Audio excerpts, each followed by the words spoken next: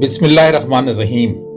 ये 9 हिजरी थी, माह रजब था, सब गर्मी का मौसम था और सामने जहाज था। रूमियों से तबूक के मुकाम पर वादी हिजर राह में थी। कई कुएं पानी से लबरेज थे और मुसलमान फौजियों को पानी की सख्त जरूरत थी। सब ने अपने अपने बर्तन पानी से भर लिए और उसी पानी से आटा गूंदा गया और गोश्त पकाने के लिए पानी को गर्म चूल्हों पर चढ़ा दिया गया। हंडिया तैयार होने लगी, मगर फिर अमीर का हुक्म आ गया और जानिसार असहाब ने न सिर्फ सारा पानी बहा दिया, बल्कि जो आटा गूंद चुके थे वो हुक्म के तहत ऊंटों को खिला दिया गया। मौजूद ख्वातीन हज़रात, अस्सलाम वालेकुम। ब्रेक टाइम चैनल की जानिब से मैं हूं मोहम्मद रहमतुल्लाह शरीफ और क़ससुल अंबिया की 5वीं कड़ी, जिसमें आज हम हजरत सॉलेह अलैहिस्सलाम के वाक़यात का अहाता करने की कोशिश करेंगे। फिर वो कायनात की अजीम हस्ती जिसके लबों से जब कोई हुक्म जारी होता तो जानिसार साहिबा कराम एक लम्हा भी जाया किए बगैर इसके हुक्म को बजा लाने की कोशिश करते। ये हमारे प्यारे नबी हजरत मोहम्मद मुस्तफ़ा सल्लल्लाहु अलैहि वसल्लम हैं। थोड़ा आगे चलकर आप सल्लल्लाहु अलैहि वसल्लम एक कुएं पर जाकर ठहर जाते हैं और फरमाते हैं, इस कुएं का पानी ले लो, क्योंकि इसी कुएं से हजरत सॉलेह अलैहिस्सलाम की ऊँटनी पानी पिया करती थी। हजरत सॉलेह अलैहिस्सलाम साम बिन नूह की औलाद में से थे। आपका जिक्र मुबारक कुरान में 8 मकामात पर आया है। आप नबी थे कौम समूद के लिए।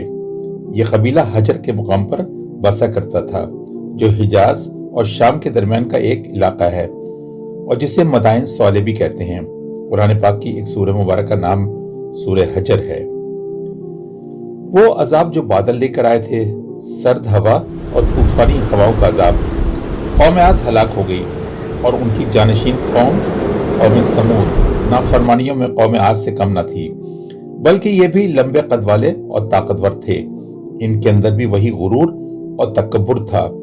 बड़े बड़े पहाड़ों को तराश कर महल खड़े कर देते और फख्र करते।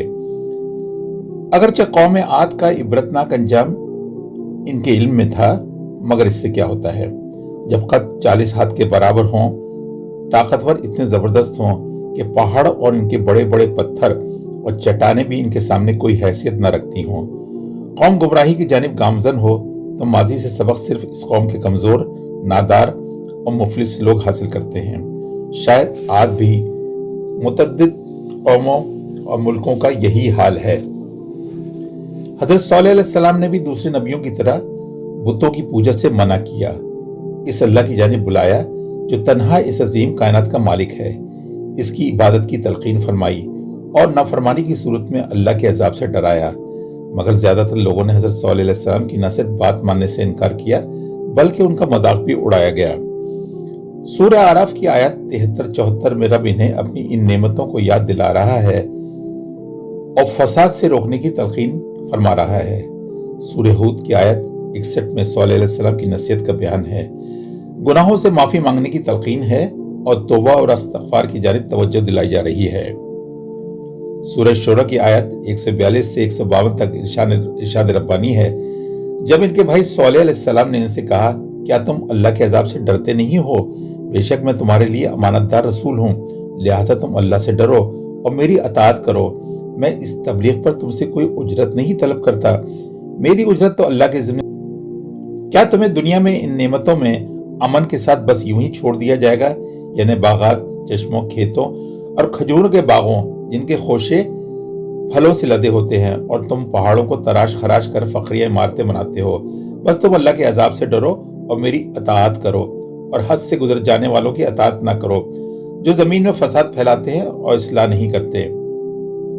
सूरह हिजर की आयत 80 में इरशाद बारी ताला है, और यकीनन हिजर वालों यानी कौम समूद ने भी रसूलों को झुटला दिया था।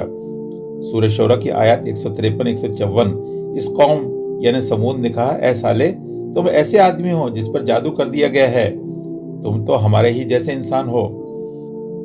और सूरह नमल की आयत 47 का तर्जुमा कुछ यूं है, उन्होंने यानी कौम समूद ने कहा, ऐ सॉलेह, हम तुम्हें और तुम्हारे साथियों को मनहूस समझते हैं।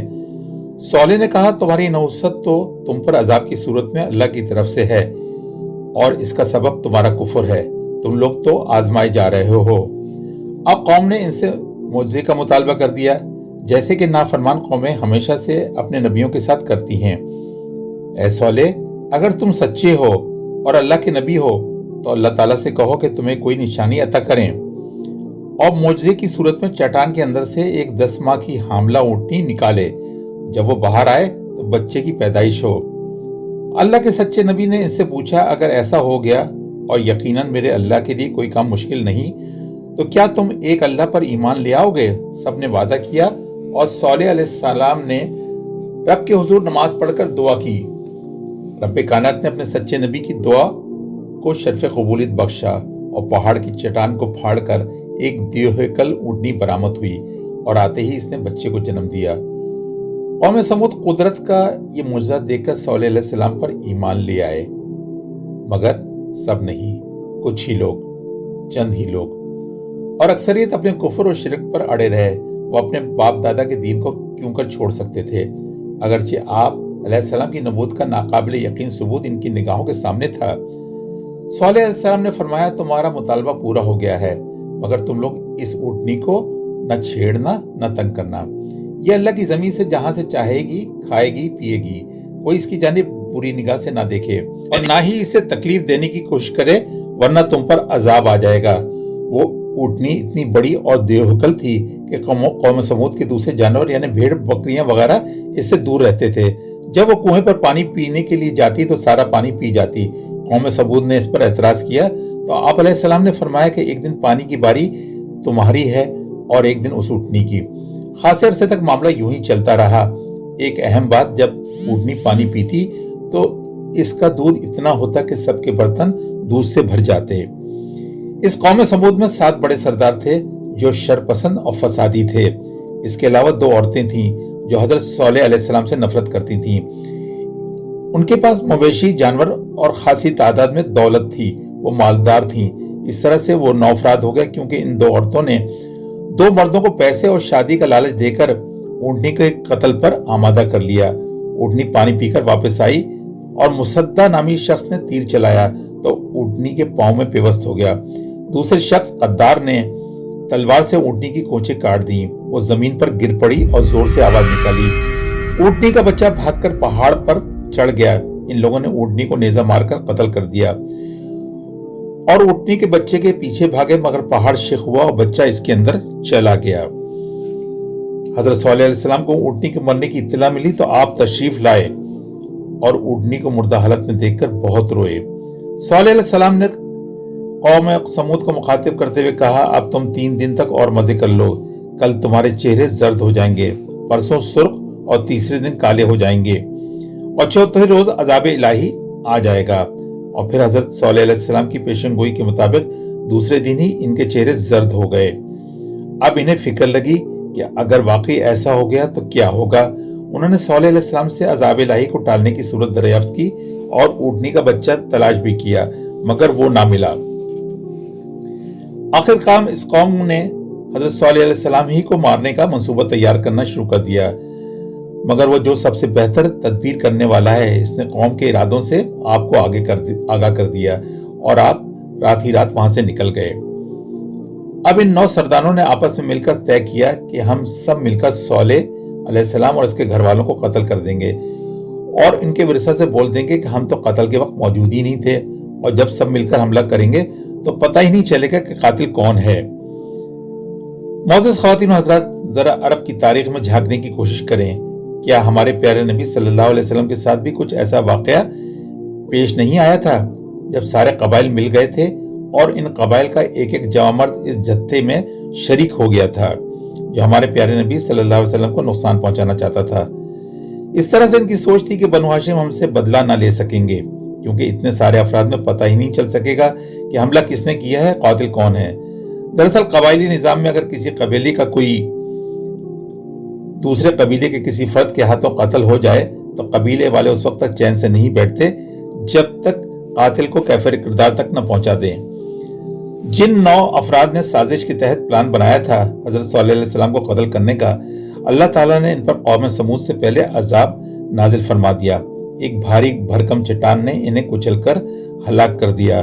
قوم سمود کے لیے مہلت کے 3 دن ختم ہو گئے تو آسمان سے ایک شدید قسم کی آواز یک گرج سنائی دی، زمین میں زلزلہ آ گیا اور ان تمام کی روحیں ان کے جسموں کو چھوڑ گئیں، وہ مر گئے، بے حس و حرکت ہو گئے، وہ اپنے گھروں میں جیسے بیٹھے تھے ویسے ہی رہ گئے، بے جان جسموں میں تبدیل ہو گئے۔ یہ وہ قوم سمود تھی جس کے ڈیل ڈول جیسا اور طاقتور اس روئے زمین پر دوبارہ کوئی نہیں آیا۔ وہ اس طرح سے فنا ہو گئے جیسے کبھی تھے ہی نہیں۔ بعض علماء کرام نے لکھا ہے کہ اس واقعے کے بعد حضرت صالح علیہ السلام حرم شریف تشریف لے گئے اور وفات تک وہیں مقیم رہے۔ قوم سمود کا زمانہ 6000 سال قبل کا ہے۔ وہ جو محلات اور اونچی اونچی عمارتیں بناتے تھے اب بس ان کے کھنڈرات رہ گئے ہیں، اور مدائن صالح میں ابھی بھی وہ چشمہ موجود ہے جس سے صالح علیہ السلام کی اونٹنی پانی پیا کرتی تھی۔ برسٹان چینل کو لائک کریں، شیئر کریں اور سبسکرائب کریں۔ Thank you.